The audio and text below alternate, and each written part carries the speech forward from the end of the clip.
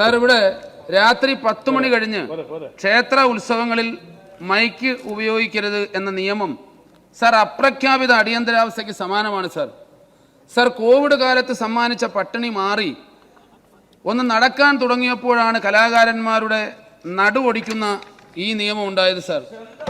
Sir ആയിരക്കണക്കിന് പാവങ്ങളായ കലാകാരന്മാരെ വീണ്ടും പട്ടിണിയിലാക്കിയിരിക്കുകയാണ് സാർ. ബുക്ക് ചെയ്ത പല കലാപരിപാടികളും റദ്ദ് ചെയ്യപ്പെടുകയാണ് സാർ.